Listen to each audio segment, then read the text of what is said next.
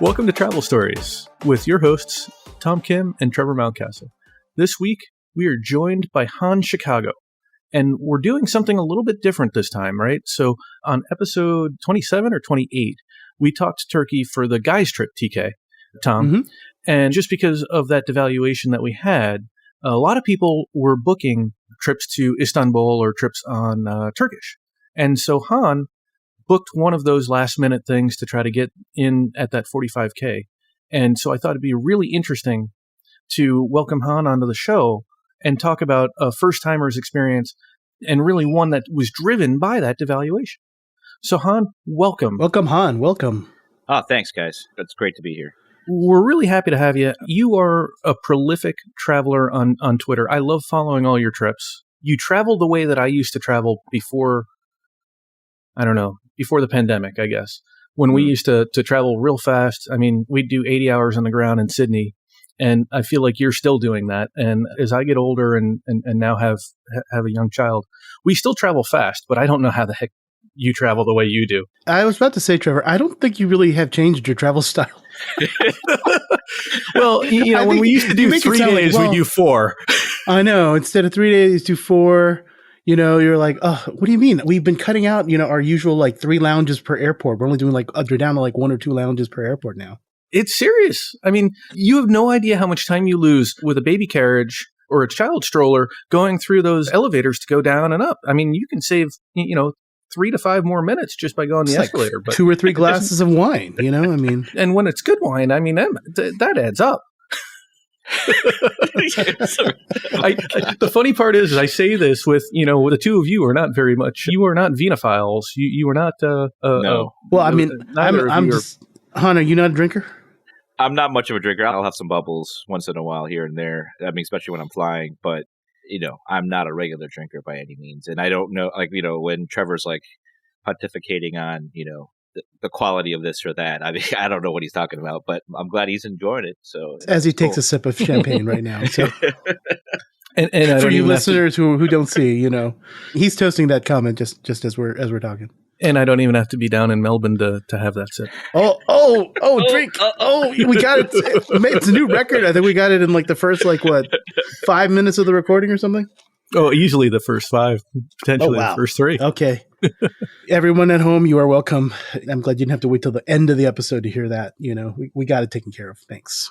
Well, and the amazing thing is, a little bit more background for how I followed Han. And Han, I want to give you the opportunity to chat. But I think you were one of the few people that disagree with me on one or both of my favorite first-class products. One being Lufthansa. Yep. And I can't remember your position on Emirates. But I love Emirates. Emirates. Okay.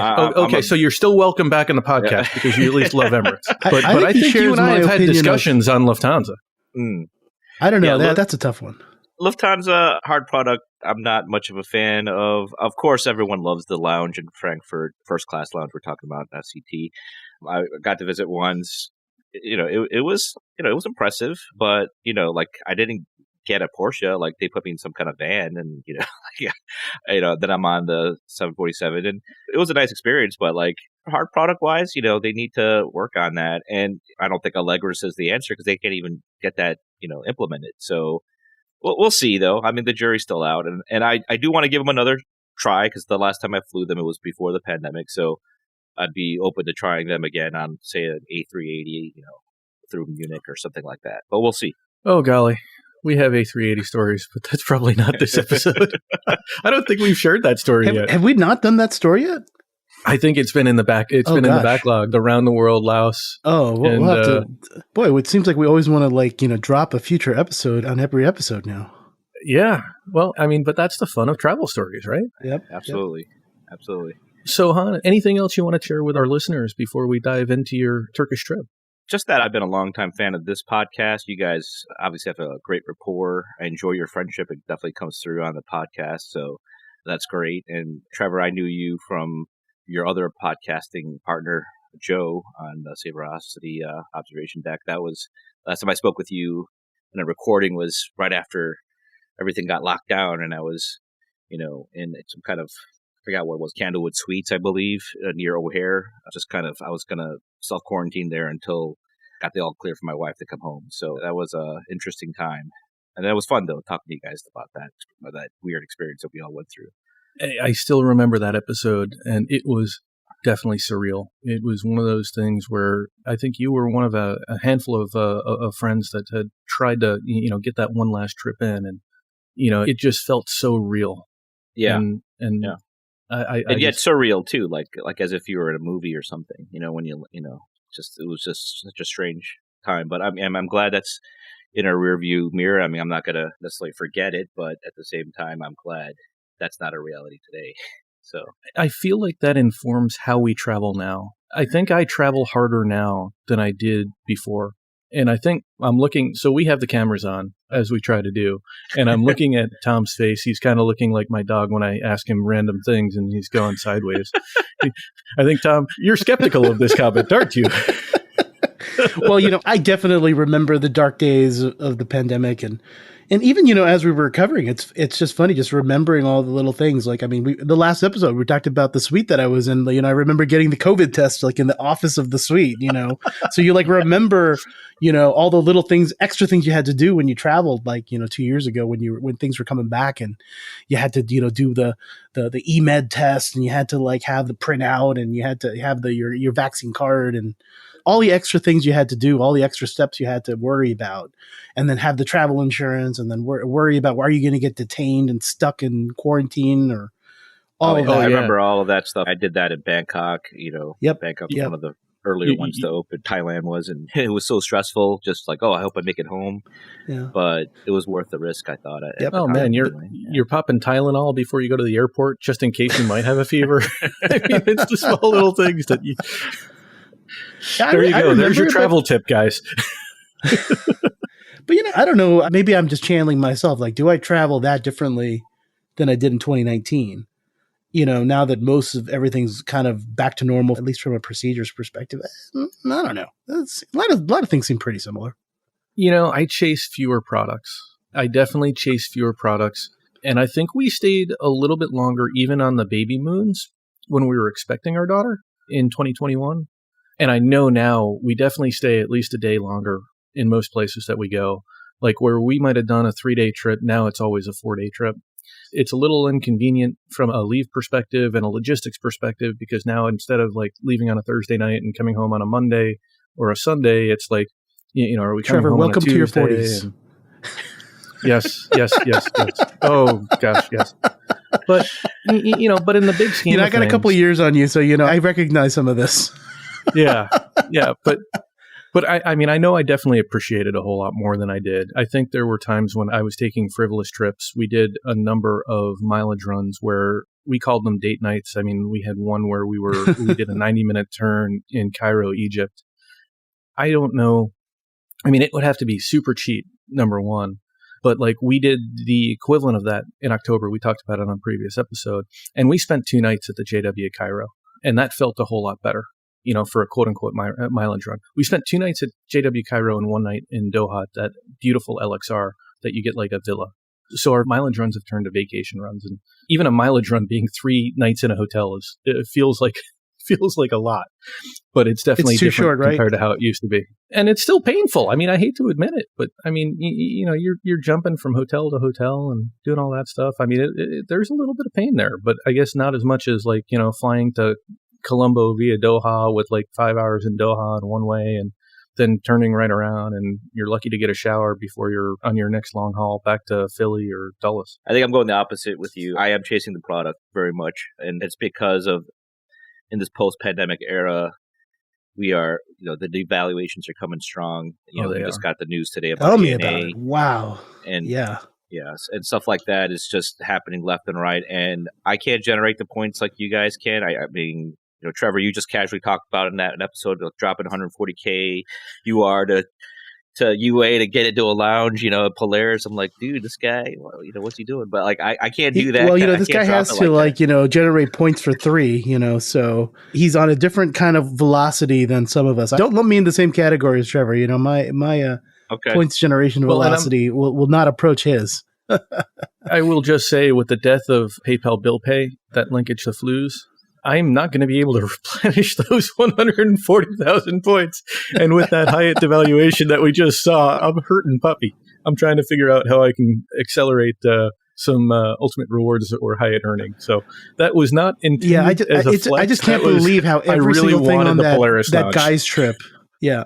Well, I can't believe everything on that guy's trip essentially inflated in the last couple of weeks, right? Between the Park Hyatt Istanbul, the Grand Hyatt Istanbul, Turkish Airways, like every single redemption we did on that trip went up. I feel like we need a moment of silence just because.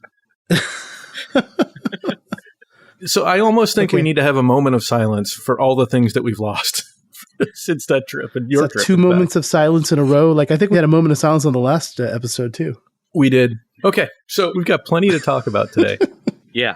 Again, I think this is really important because Tom and I, we had been to Istanbul before. We saw Hagia Sophia. My gosh, I was dragging this guy back. He was like, I've been there so many times. I have no desire. And I'm like, come on, we can do different things. They'll be fun. And he actually went along as we talked about in that episode.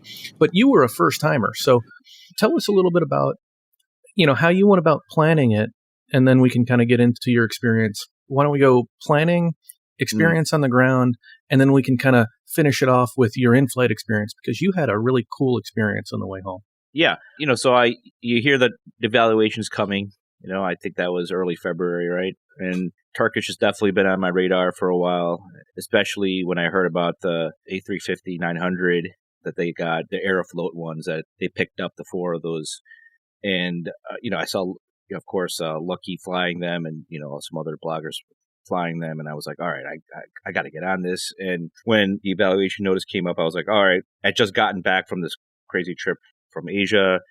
But I was like, I could do this, 90K round trip. Let's do it. Come on. I mean, no time like the present. And so I transferred over my Capital One miles. It had just been sitting there forever. I don't really use that currency very often.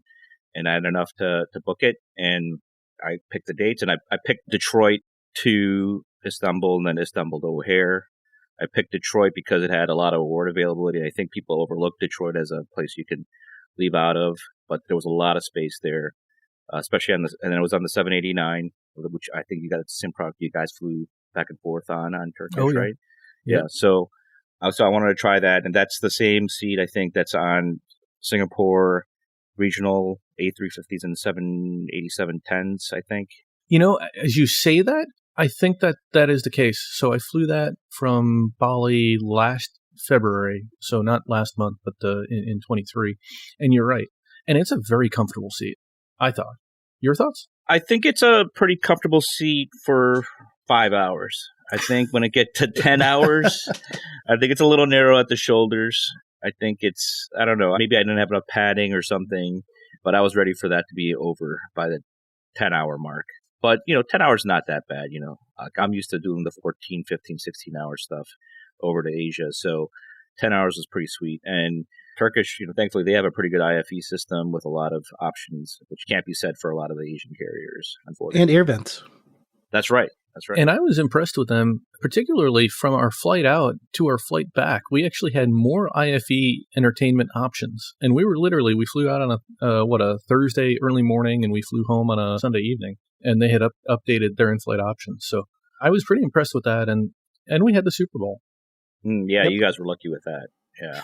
Yeah, just about the same amount of sleep. About 5 hours was about our max too. Like I think we both. That's about how much sleep we had, which I thought I had a really great 5 hours sleep. But you're right; it's probably a bit of a max to that. Being able to sit in that seat or sleep in that seat beyond that amount of time. Yeah, that seat's not my favorite by any means, but I'm still an upgrade over their 777J seat, yes. Right? So, which I haven't tried, and I don't plan to try anytime soon if I don't have to. We would both say avoid, skip, skip. Okay, good.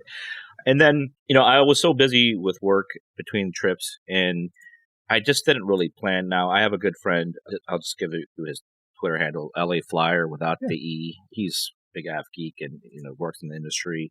And he used to actually work for Turkish back in the day. You should check out his episode on layovers. If you listen to that podcast, they interview LA Flyer on that. And he's great guy. Sorry to interrupt. That's the French guy, right? There's an American guy and there's a French guy. No, he's half Turkish and I believe half Swedish. No. I mean the Layovers podcast. The host guys. Yeah. Yeah. Those guys they're both Londoners, and one's an American guy, and the other guy, I think he's from Switzerland. Oh, okay. Yeah. It felt like he had a French accent, but he does. I've only listened to one episode. His going to Pakistan. That's right. Yeah, I think he has like a Swiss accent, which probably is like not unlike a French one. So no, that makes sense. Okay, yeah. So I know who you're talking about. I'll go hunt that episode down. That's an interesting podcast. TK, have you listened to them at all? No, but it sounds like I've got some homework to do.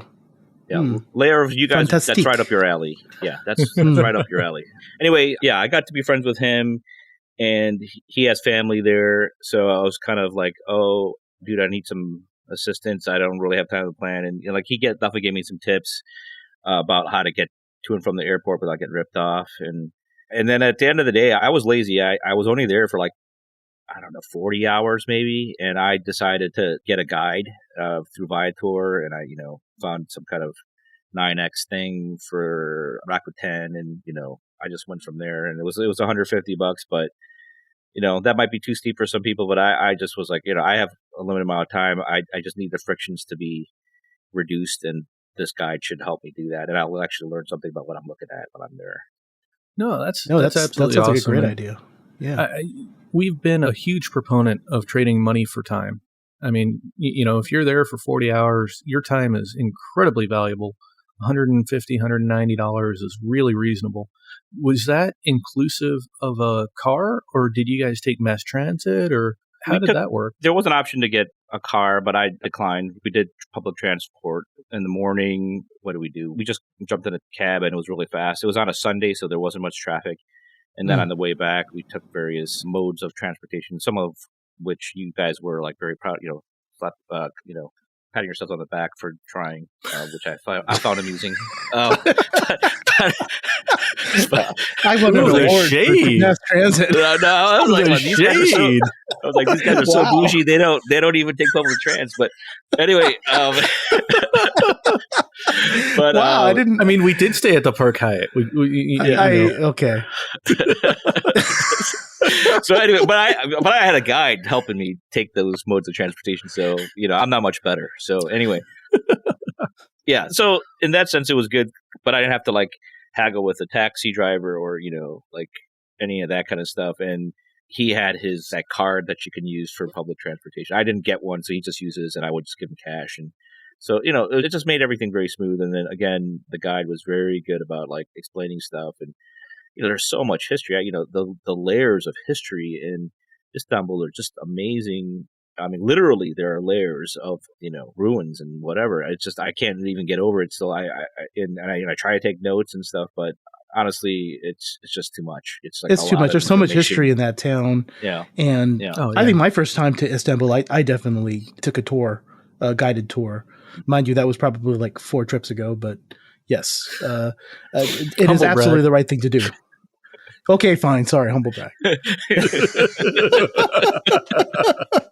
Well, it's more like for some strange reason, I keep ending up in Istanbul for like random reasons. Some of my own volition and some of other people's volition. Oh, no, I can see myself going back there for sure. I think, it's a really fun destination. I didn't really know what to expect, to be frank. So, I landed, I flew out on a Friday night, got there on a Saturday afternoon. I went to the Grand Hyatt too, just like you guys. I didn't have the posh, status and upgrades or whatever. I was just in the basic room, but I did have club access. So, I bought that, but it was fine. So I had some food in the lounge and I took a nap, but I was very careful to set an alarm because I did not want to just sleep away my entire time there. And so that Saturday, yeah, no, it definitely could. I've definitely done that in the past. So after I woke up from the nap, I walked around Taksim Square and then down that street, Istiklal Kadisi. I don't know if I'm pronouncing that correct. It's a very bustling street. You know this. Are you familiar with this? Yeah. So this was one area where Tom and I had kind of diverged. I did a walk there in the morning. So I saw it when it was sleepy and nobody was there except for a bunch of cops. The police presence was fairly strong. And I thought the pictures that you shared at night were just incredible.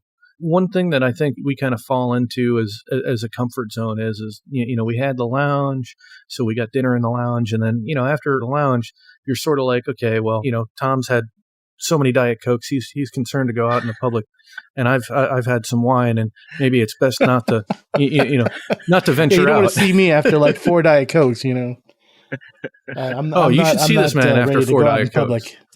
I know. Wow. I got to take his keys away after 5. Don't let me drive after 4 Diet Cokes.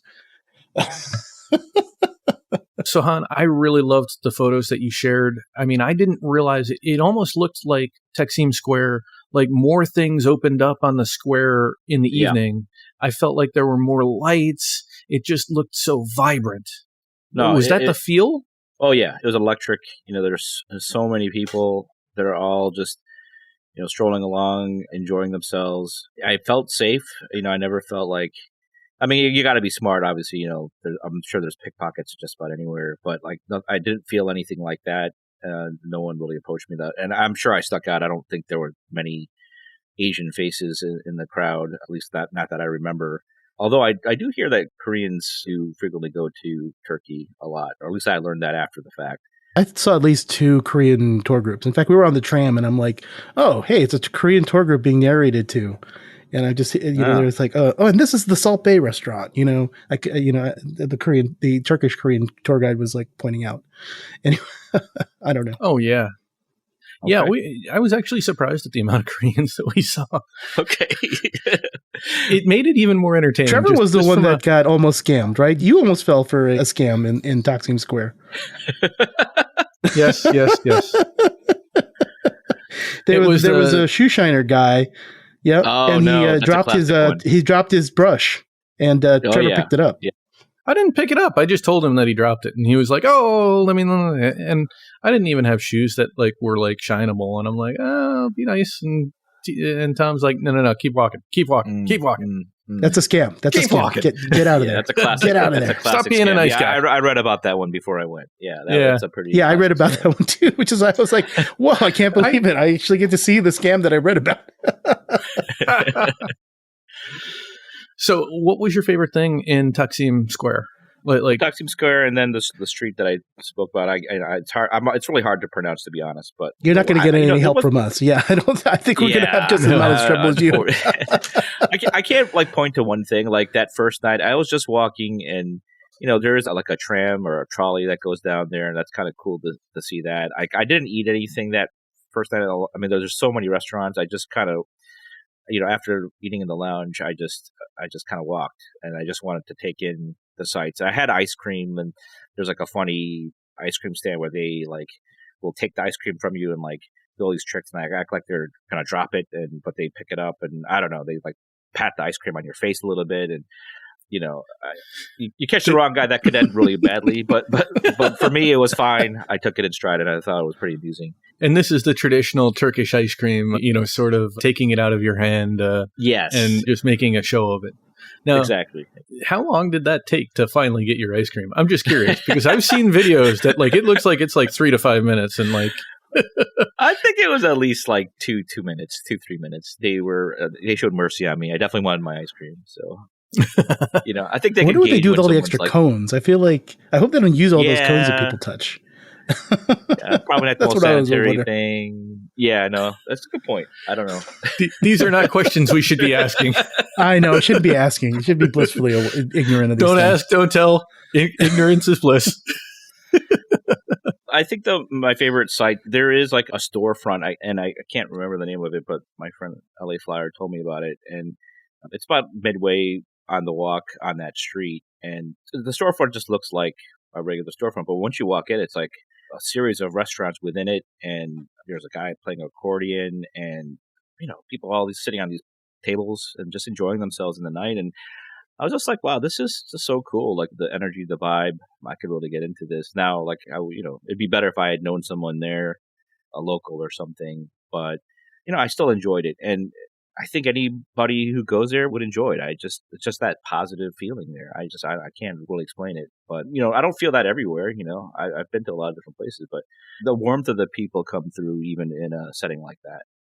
And it's all about that vibe and sort of how you feel. I mean, I'd imagine that's even a touristy area, but even in the touristy area, you can get a good vibe. And if you got the good vibe, that's what we all go for, I think. Oh, yeah. So after that, I mean, I went back to the hotel and I knew I needed to get some rest. I did partake in the breakfast there, which was pretty, they had a nice spread. The one not in the club room, but in the downstairs restaurant. I forgot what it is, or the mezzanine. You guys probably did that. Yeah. I don't, yeah. So I'm glad you actually mentioned that, because I was thinking to myself, you said that you paid for club access. And so I guess club access gave you the restaurant for breakfast as well. So it did. I mean, that's better than just a club breakfast anyway. No, yeah, for sure. I think that was why I decided to do that. Now here's what I did, though. I was there for 2 nights, but I did 2 one-night bookings. And on the second booking, I actually even didn't do it through Hyatt. I did it through Delta Stays because I wanted to get my $150 credit through the Biz Gold card, or Delta Biz Gold card. I think that's what it is, where you get the 150. So I thought it was the gold. Yeah. Yeah. So, and the credit did come through, so that, that's good. And I had no annual fee on that in the first year, which I'm in. So, I basically got that night for like, $40 or something. So, but that second night, I was barely there. I left, I don't know, I think I left around 2:30 or something like that. So I wanted in the morning, that is. Yeah, in the morning. Yeah. Oh, so wow. Anyway, okay. like that, yeah. So that flight to Chicago morning, is torturous, is what it sounds like. It is kind of. It is. But backing back up, like on Sunday morning, I knew I had to meet my guide. I set it up for 11 a.m. so I could have a leisurely breakfast. And then we were off, looking at all those sites for, I think, maybe a good 6 hours, which I think was enough, I probably could have stretched it longer. Like, I called it early. He was willing to take me to other places. But so, like, we started with Blue Mosque, and then we went to the Cisterns. Oh, you got down to the Basilica Cistern. That's it, yeah. Yeah. And then after that, went to the Hagia Sophia. And there was option to go to the palace, but I turned that down. I was just kind of like, I don't want to wait too long. The lines by then were pretty long. And normally he would have taken me to the Grand Bazaar, but Grand Bazaar isn't open on Sunday, so he took me to the Egyptian spice market. And I know you guys I think, Trevor, you were looking for spices in the Grand Bazaar or something, but they are in the Egyptian spice market. So that was cool. The only thing bad about it is that they do take you to, like, an obvious, like, you're the marker, right? They're definitely trying to pitch something to you, and they give you the tea and the Turkish delight, and they're trying to sell you essential oils or some kind of food or something. But I was able to get out of there pretty scot free. I mean, I did buy something very small, but I think it was under $10.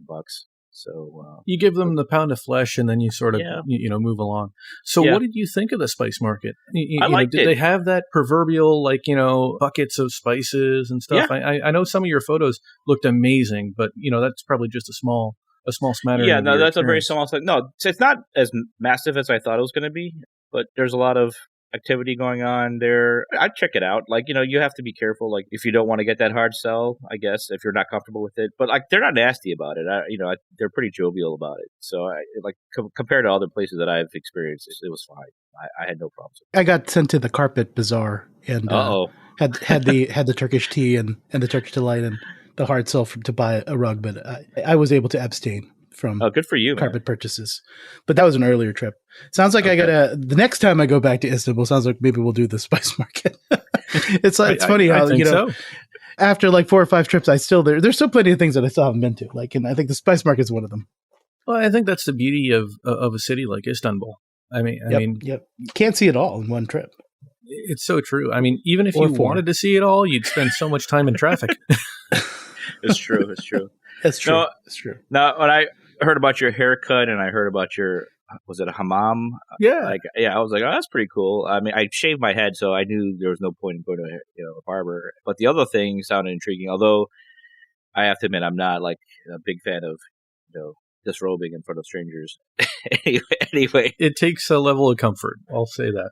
Okay. Yeah, we had the wonderful disposable underwear. Oh yeah. Like from the any Thai fans First of Lounge? like the Thai first class lounge. What is it? Spa has the same ones. Yep. Oh, interesting. They hand you that and you're like, oh, it's this kind of thing. Okay. Well, you should have told me that, because maybe I would have done it then. But I thought it was going to be like, guys hanging out. There were, I don't know. I was birthdays. kind of wondering if we're going to get the Turkish men that hit you with branches or something. But well, we didn't do the No. old man hammam. We didn't do the old man We did a little hammam. bit of a bougie hammam. we was a little bit Okay. more bougie than that. Yeah. But, Okay. it still felt, pretty damn Turkish, even though there weren't old Turkish people that were, manhandling you. Okay. But No, it ended up it was- being it was still a good experience. Couple of Indonesian ladies. yeah, couple Indonesian ladies. All right. I might check it out next time. I might check it out. The underwear thing is definitely comforting. So. And the marble was warm, so you know. Okay. All right. All right. That's true. They didn't put you on it wasn't Cold Stone Creamery or anything. There you go. Get your mom experience at Cold Wow. Stone Creamery. You want Yeah. sprinkles with that? Yeah, so after we saw those sites, I think, and then he took me to the place where they were doing the heart cell to me. I thought it was just time to go home. I was pretty pooped, and so he took me back to the Grand Hyatt. He took me all the way there. I gave him a decent tip, and I'll give him a good review. I still haven't written it yet, but I will. And if you want to share his contact information or what you found, we can include that in the show notes. I know that we've had a number of episodes. Brazil was one of them, where we've had a number of listeners reach out and say, hey, you sounded like you really enjoyed this tour guide. Could you share their contact information? So if you want to share, we'd love to include that in the show notes. Okay, yeah, sounds good. Yeah, no, he was good. By the time I got back, I still had something like, I don't know, 12, not maybe more like 10 hours still left. And so I got in another nap, but then I went back out to Taksim. Pal of mine, Seth Miller, Wander Me, everyone knows him. He was goading me, kind of like, you got to try this wet burger, I wasn't sure what a wet burger was, but it sounded interesting.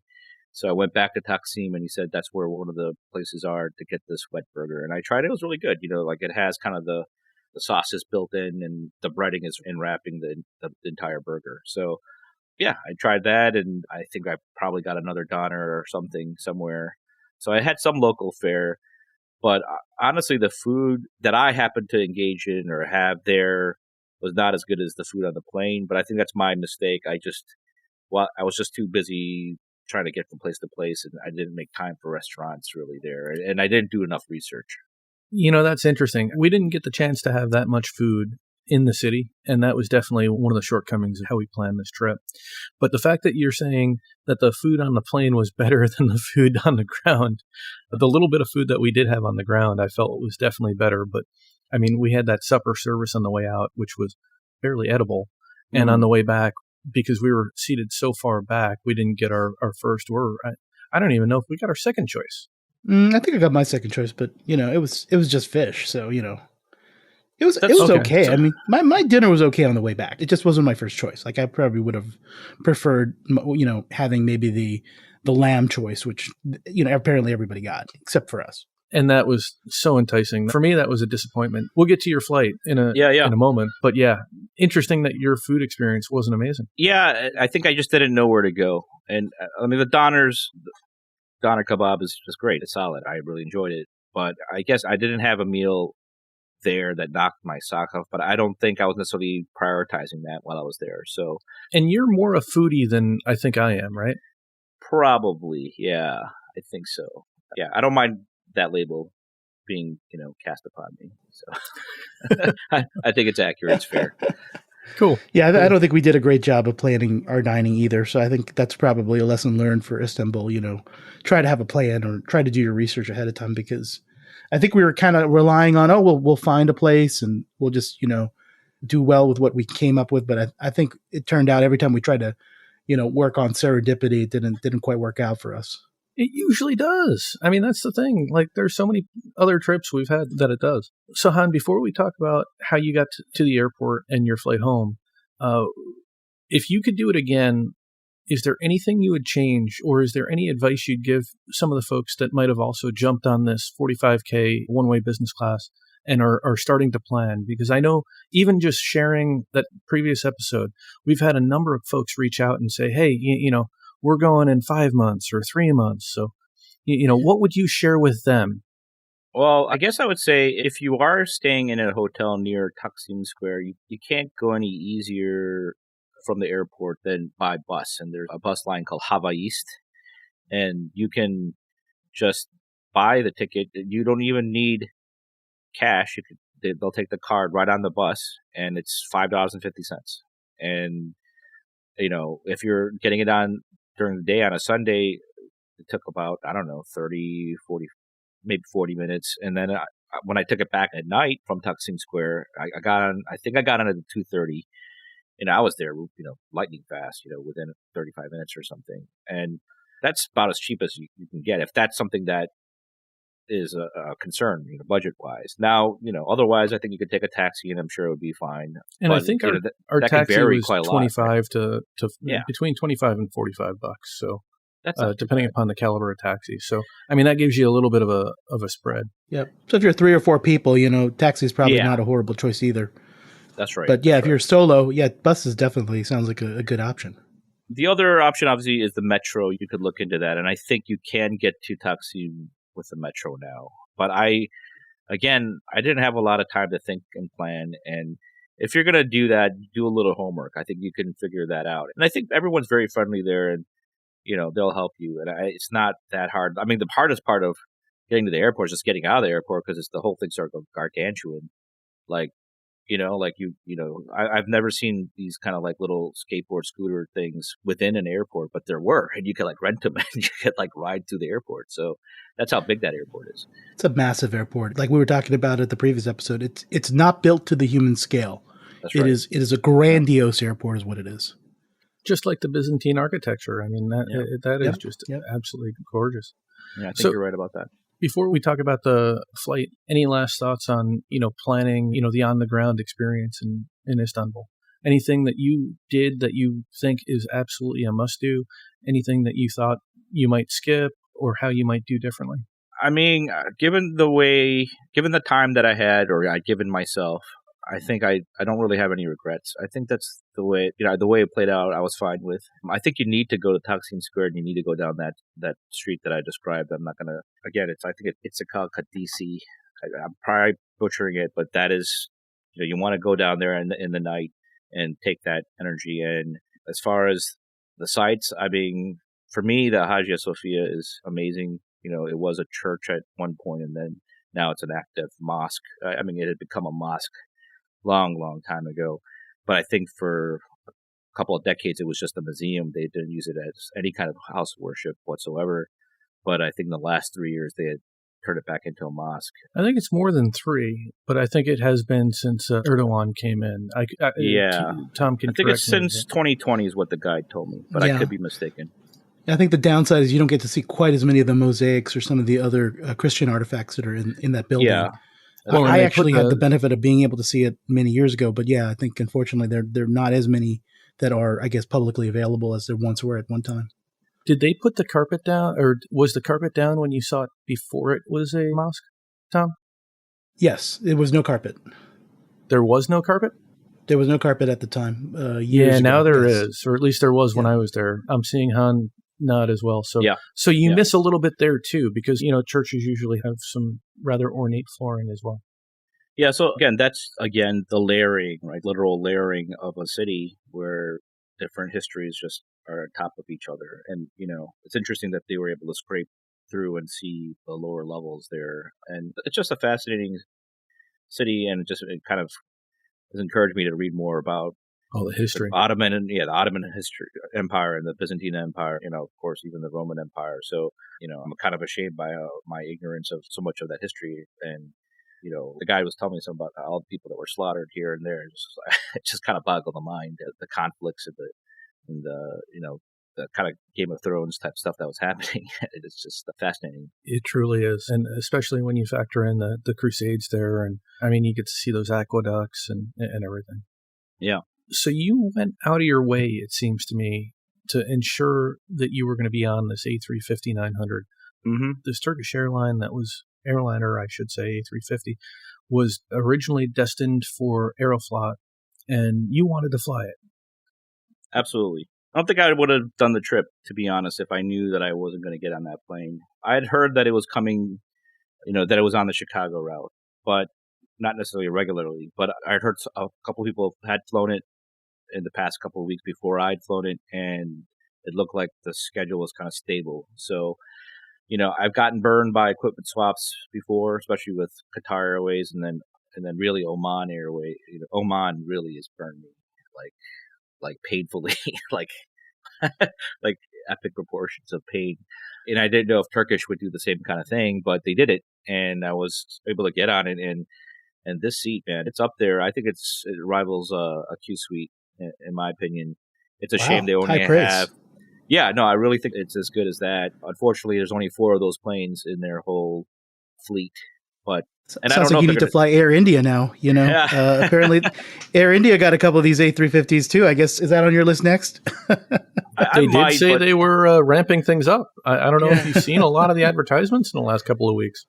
Yeah, no, I think that seat that you're talking about is on the A350, and I think it's on that carrier, and also I think it's the same one that's going to be on JAL, or is on JAL in the A350-1000. Oh, it's the same product? Is it Jamco or something? The product on the Turkish Airlines A350-900 that was meant for Aeroflot, that's a Collins Aerospace Horizon. Oh, it's a Collins Aerospace. Okay. Yeah. And then what's on Air India and what's on JAL is the Safran Unity product. And they do have some similarities. They also have some similarities with the Thomson Vantage XL, which I think Trevor, or maybe both of you, pointed that out in the last Turkey episode. So there's some similarities, but this product is kind of a unicorn. I don't think any other carrier has it on board yet. And maybe in the future it will come online, but I think Aeroflot was going to be the launch customer. Yeah, that launch customer. So, and I guess Aeroflot knew what they were doing, believe it or not. Yeah, and I think they did. I mean, maybe their government doesn't, but I don't know.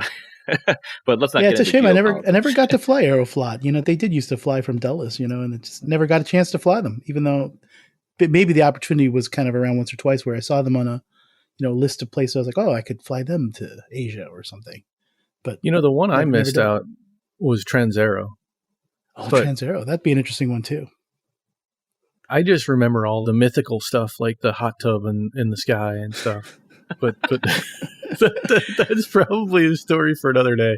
Whatever, Trevor. You got on the Lufthansa with the bed on the side and plus the seat. So I did not get on that, actually. You didn't get on that? To me, I thought you got it. To me, that's a mythical thing. I got on that. I can take that badge of honor. Oh, my gosh. I was able. I chased that product, actually, come to think of it. So I guess I've chased products, too. So I had it when it was supposed to be that case, but they ended up changing the aircraft. And so we instead had our lay flat seats and our dining seats, but they were still the old style, the same style that was on the old NASA 747. What was that, a 200 or an SP?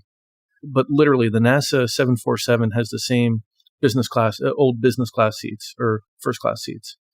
They get the little pillars on the sides and they're like angled to almost full lay flat, but not quite full lay flat. Anyway, nice. Sorry, that's going back to ancient history. So overall, feeling great seat.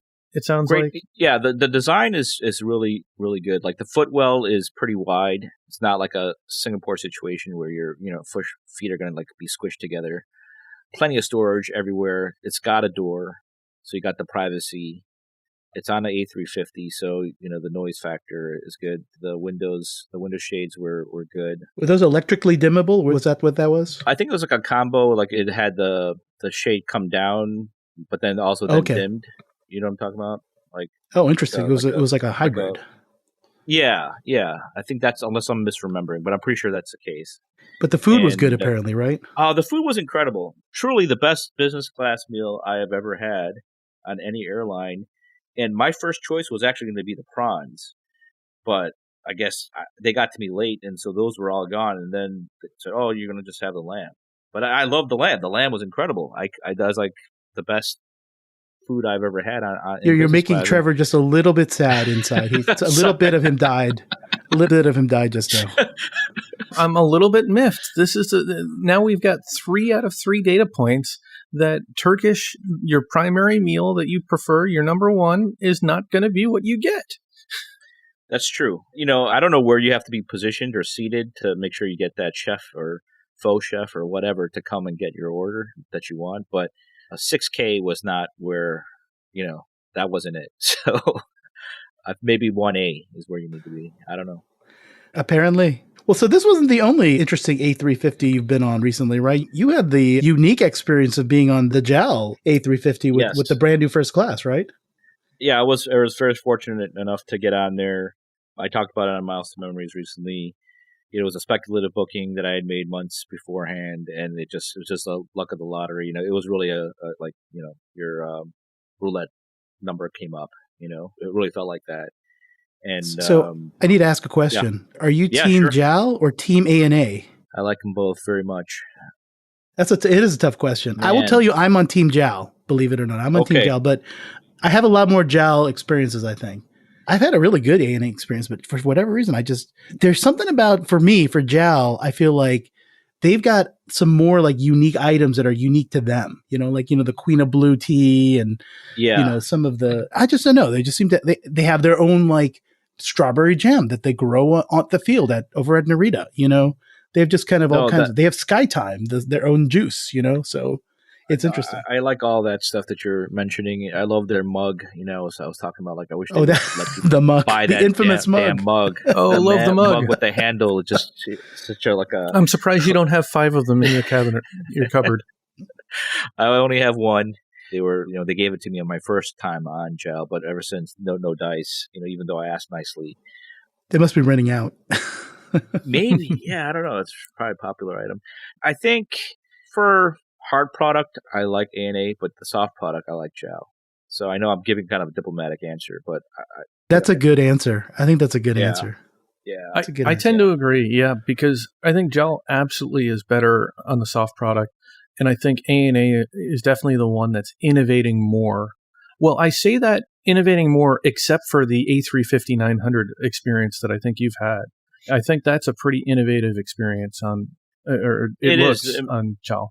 Yeah, the tech on there is pretty amazing with those built-in speakers on the headrest. Really cool tech. It's hard to explain. You have to kind of experience it yourself, but it's kind of amazing that they can have that level of sound coming in your ears without disturbing your neighbors and vice versa, right? One day. No, yeah. One day I'm going to fly the Honu too, which is another thing that you've done, which I'm very jealous about. Yeah, the Honu is, I got that before the Virgin Atlantic Sweet Spot deval. So I got it for $45K from Honolulu to Narita. Yeah, and that was... did you fly first or what did you fly? I did fly first, yep. Yeah, that was... Oh, nice. It's kind of like the suite on their 77Ws, but the TV screen's a little smaller. So that's about the only thing that's, to me, that was significantly different. But again, the catering was good. I love the A380. It's probably my favorite plane, actually, as far as riding in first. And, I hope you guys get on it. I think it's still available at $57.5K, which is still not bad, but still worth not that bad, other than having to get to Hawaii to do it, right? Yeah. And, or Tokyo. Yeah. And I can... Well, but then getting home from Hawaii, which is almost just as uncomfortable. Unless you're going to go back and forth from Tokyo and then Tokyo home. I mean, that's what I would do. Of course, that's what I would do. Just go back, go to the Park Hyatt, right? There you go. But isn't that shutting down for a while to renovate? It is. It is. I got. By the way, did they make you put a swim cap on when you took your swim? No swim cap? For me, no, because I'm kind of bald. So, I'm not. I have hair, but I shave my head, so they didn't make me. So logic works. In other words, there's no hair to prevent from getting into the pool. Yeah, I don't remember them making. No, they definitely didn't make me put on one of those. No, I was just curious. I remember them distinctly making me put on a swim cap, but I unfortunately do have quite a bit of hair. Okay. Well, you have hair like Fabio, so none of us are surprised here. Oh man, you are the Korean Fabio. Hey, so I think we're coming to an end. Tell us where we can find you. You can find me on Twitter X at Han Chicago. I'm definitely on there. That's probably the best place to find me. But I'm often on the message boards of 1 mile at a time, lurking there. So, and folks, If you are on Twitter, or if you want to call it X, whatever it is, I call it Twitter, he is a definite follow. Whenever he travels, Han, you really are engaging. I think you share a lot about the products you fly, the destinations that you go. You might travel quickly and sometimes, fast and furious, so to speak. But I think I get a good feel when you travel, and it's wonderful to travel vicariously with you. Oh, I appreciate that. It's very kind of you. Once upon a time, I was blogging a little bit for Bougie Miles and some others, but, life gets in the way, the day job. So I might get back into that at some point. But otherwise, Twitter is a short form of blogging, right? So that's kind of what I do. And I really enjoy going on these trips with, in a sense, I'm going along with a bunch of people, by tweeting like that. So it's fun. And we appreciate it. So once again, thank you for coming on. You are a friend of the show. You're welcome on anytime you want. Well, that's the show. Thanks for joining us. We hope you enjoyed listening. If you've enjoyed this episode, consider becoming a Milenomics Patreon member and get access to even more in-depth miles, points, and travel content. Until then, we hope your next story is a travel story.